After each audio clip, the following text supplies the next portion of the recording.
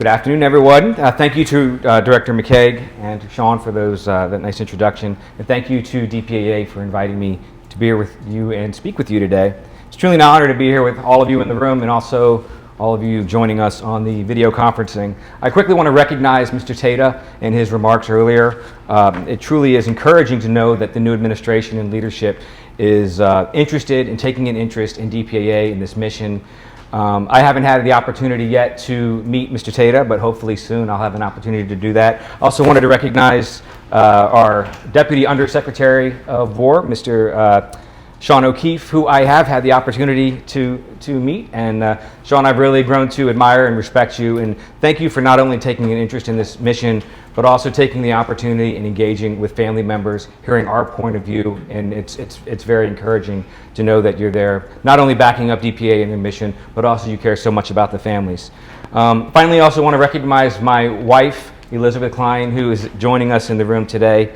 If anyone deserves a gold medal for putting up with me for the last 3 years and my big dreams of how I'm going to save the world, it is this beautiful lady right here who has supported me the entire way. She has been patient with phone calls from family members in the evening and on weekends, on holidays. If we were standing in line at Hershey Park to ride a roller coaster with my family and a family member called me, my family knew that I was going to pick up that phone and I was going to talk to that family member. As a matter of fact, if my phone rings while I'm standing up here, I may just pick up that for the family member. Just kidding. But thank you, Elizabeth, for your support through this, because she certainly deserves that. I do not take lightly the opportunity to speak to the men and women whose mission it is to account for our nation's missing. What you do matters. It matters to families, it matters to history, and it matters to our country. I am the grandnephew of Gunner's Mate 2nd Class Robert Edwin Kline, who was killed aboard the USS Arizona December 7, 1941. And like many USS Arizona family members, I grew up believing what most Americans believed, that the men who were never recovered were still inside the battleship, eternally at rest, where she sank at Pearl Harbor nearly 85 years ago. But what I did not know, and what most family members did not know, was that there were also unknowns associated with the USS Arizona buried at Punchbowl. Men removed from the ship in the aftermath of war, buried without names, and effectively left behind by history. Once I learned that, I could not unknow that. That discovery changed the course of my life and my family's life. In 2022, the United States Navy submitted a report to Congress on the feasibility of identifying the USS Arizona unknowns. In fact, I have it right here, a little 10-page PDF. This report concluded that the project would take approximately 10 years to find the family members. $2.7 million, consume 12,600 Navy man-hours, and stretch agency resources to the point that the effort was deemed impractical. I will use that word a few times, impractical, but I want to point out that it was the United States Navy that used that word. I know Mr. McKeague sometimes got caught up saying that word in the press, but it was not Mr. McKeague's assessment that it was impractical.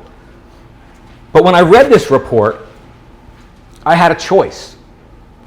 I could accept that conclusion, or I could challenge it. So I did what maybe only a stubborn family member with too much personal attachment and maybe perhaps too much time on his hands would do. I decided to take the risk of finding out what was actually possible. And that was the beginning of Operation 85. I was not a government official. I was not a scientist or a historian. I wasn't a federal contractor. I was not part of the established accounting community. Nope, I was just a family member. But what I did have was conviction. I had urgency. I had a simple belief that the report had missed something very fundamental. You see, it treated the challenge of identifying the USS Arizona unknowns as a bureaucratic and logistical problem. But first and foremost, it was a family location problem. If you cannot identify the right family members, you cannot get the right DNA. If you cannot get the right DNA, you can't meet this threshold. And if you can't meet this threshold, the project never moves forward. So I decided to attack the problem at its root. Find the families. That sounds simple, but it was not simple.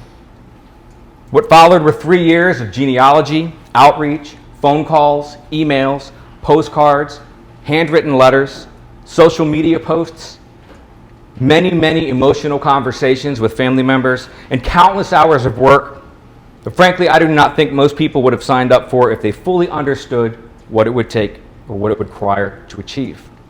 But that is how Operation 85 was built. Not in a boardroom, not from government directive, but from one family connection at a time.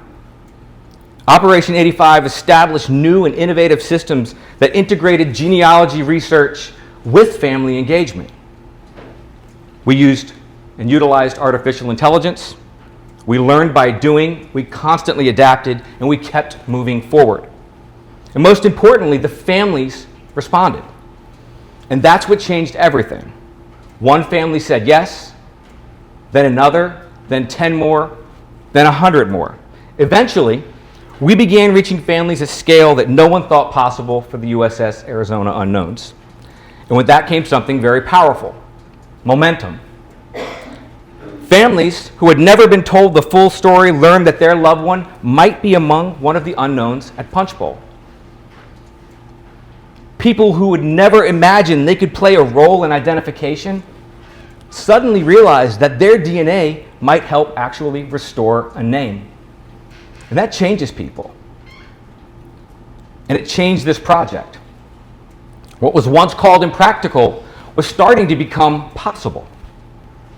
What was once thought to be a 10-year government exercise actually turned out to be a 3-year family-driven mission. In the end, Operation 85, with a small team and approximately $100,000 in private funding, helped push the USS Arizona effort across the 60% DNA family reference sample threshold. That was not magic. That was process, that was persistence, and that was family engagement. And that was proof that the most difficult part of many identification efforts may not always be the science. Sometimes it's the human connection required to make that science possible. Throughout the entire process, we focused on one goal: finding the families. It was simply about solving a problem.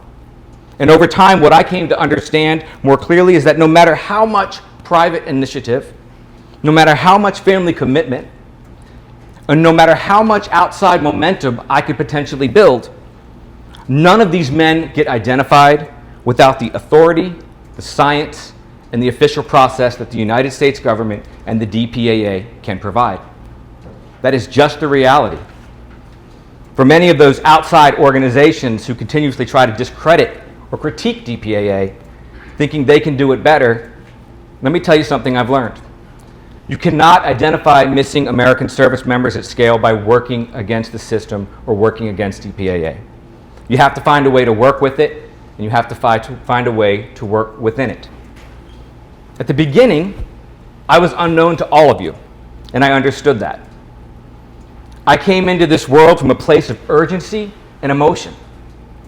I had a family story, I had frustration, I had questions, and yes, at times, I had complete impatience for what looked to me as nothing more than bureaucracy, delay, and indifference. But over time, what changed was not the mission. What changed was my understanding of the true enemy on this battlefield. Time. Time is the true enemy in this work. Time takes away records. Time takes away context. Time takes away witnesses, and probably most painful of all, time takes away family members before they ever get the chance to contribute. During our 3-year effort, we had multiple family members pass away before they ever got to receive a DNA kit. Others passed away participating, but never having a resolution. And that stays with you. That is why speed matters. That is why process matters. That is why communication matters. And that is why I have such respect for the significance of the work that you do. Because this is not abstract. These are not just cases. These are human beings. These are families. And these are unfinished stories. And every day that the work is delayed, someone somewhere is aging out of the chance to be a part of this solution. I also want to point out that over the course of this mission, DPAA's relationship with Operation 85 has evolved significantly. There were times when we did not always see the path the same way, but there was always progress. And what I appreciate now is that real progress does not always come from a perfect agreement at the start. Sometimes it comes from proving value, building trust, and continuing to show up. I personally greatly appreciate Director McKeague's willingness to engage, to adapt, and always help the effort to move forward, especially once the threshold became not just theoretical, but achievable. I'm extremely thankful for so many others within DPAA who worked to achieve a collective goal. Our friends at AFTO also deserve enormous credit. The lab's role in this mission is indispensable. Their professionalism, responsiveness, and scientific rigor is what turned family participation into identification potential. I want to thank the men and women of the U.S. Navy and U.S. Marine Corps casualty offices who have supported the work along the way. Some more than others, but to my point, I want to personally thank Mr. Chuck Williams of the United States Marine Corps Casualty Office, who initially helped us develop the family member questionnaire and framework that became a key foundation for the success of this mission. Chuck set the bar extremely high for teamwork and communication, and I'm very grateful for his cooperation. And I know he doesn't get to hear these meetings, so somebody please tell him I gave him a high five today, all right? Chuck's a good guy. I also want to take an opportunity to thank my very small but very dedicated and devoted Operation 85 team. Researcher Danny Abel, our board-certified forensic genealogist Melindy Byrne, and my deputy, Mr. John Hardy, who I believe I've probably spoken to every single day for the past 3 years. This little team did not just support the mission, they helped carry it, so I'm very, very grateful for them. And above all, the families deserve recognition, because without them, none of this moves, not 1 inch. A short time ago, we hit a milestone, crossing the 60% threshold, which allows the DPAA to formally request and begin planning for the disinterment and identification process for potentially 141 unknowns buried in multiple commingled graves at the National Memorial Cemetery of the Pacific. But I want to point out that 643, or this 60% threshold, is not the finish line. It is a threshold, and that is different. There is still more family work to do. There are still more DNA samples to gather. There are still crew members who need representation, and there are still more families that do not know this story. The threshold opened the door, but it does not close the case. And beyond USS Arizona, I believe there's a much larger lesson here. If a small, family-driven team can help move a project from impractical to action in just 3 years, then what else is possible? That's the question that excites me the most here today. What else is possible? Because the USS Arizona is not the end of this story. It is the proof of concept. There are thousands of unknown American service members buried across conflicts and cemeteries whose names have not yet been restored, who still lie in graves marked unknown. We know where they are, just not who they are yet. Operation 85 is committed to help build on this momentum and strengthen our partnerships to achieve similar success with potentially 7,800 unknown service members still buried around the world in the same similar situation as the USS Arizona men were just 3 years ago. What Operation 85 has shown is that family engagement at scale is possible. If you use the right systems and ask the right questions, use secure and efficient processes, and stay relentlessly focused on the mission. I believe the future lies in building smarter, faster, more connected models that allow families, private organizations, and government agencies to work together in a way that honors both the urgency and the science. That is what I hope Operation 85 can contribute to this mission moving forward. Not just to USS Arizona effort, but to the broader mission of accounting for all of our nation's missing and unknown. No matter what one's personal view may be, This is a mission every American can stand behind. That is why I believe what is happening with USS Arizona matters far beyond Pearl Harbor. And it is why I feel so honored to be able to stand here in front of you today.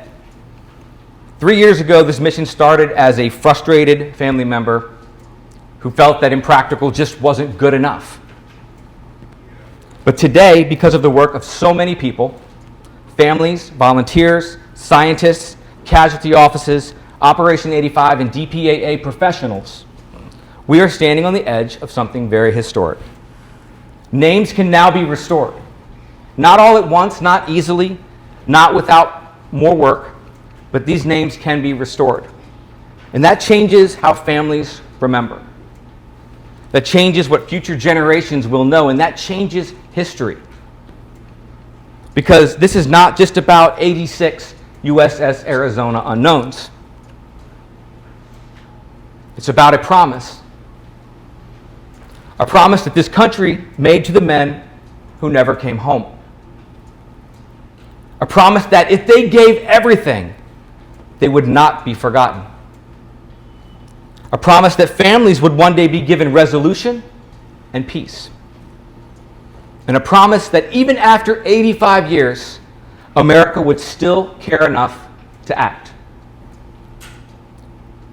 That is what has motivated me and my team each and every day for the past 3 years. So thank you for what you do. Thank you for the seriousness that you bring to this work. And thank you for allowing me a few minutes today to tell you my story and my journey. Because if done right, the phrase that has come to mean so much to me and so much to families becomes more than just a slogan. It becomes a national promise kept. Unknown no more. Thank you.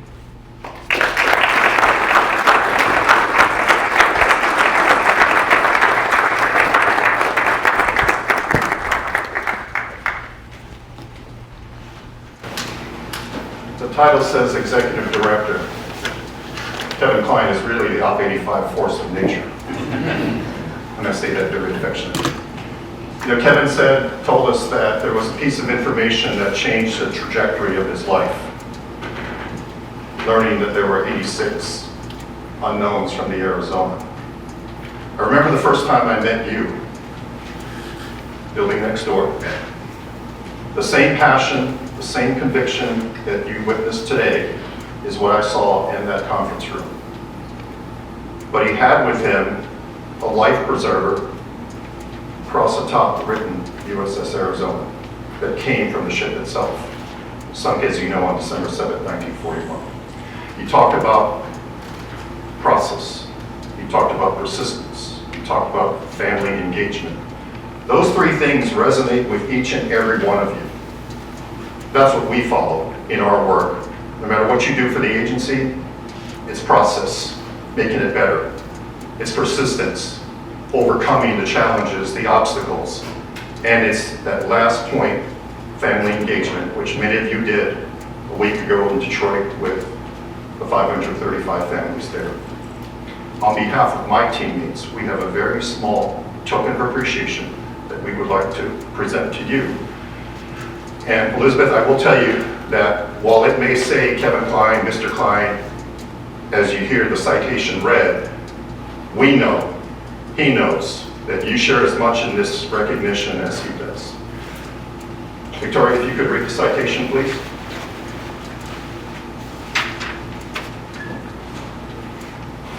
This is to certify that the Director's Award for Superior Public Service is presented to Mr. Kevin D. Kline.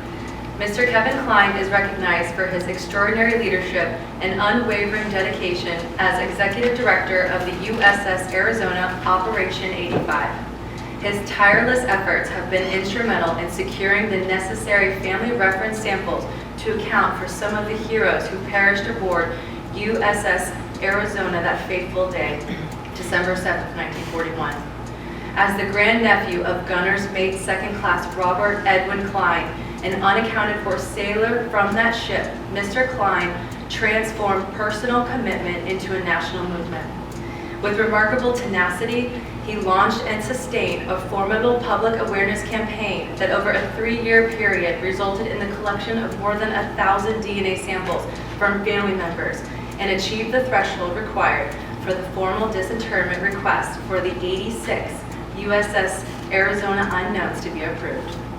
Without Mr. Kline's profound passion, relentless tenacity, and exceptional leadership, this Herculean accomplishment would not have been possible, nor hope offered for USS Arizona families.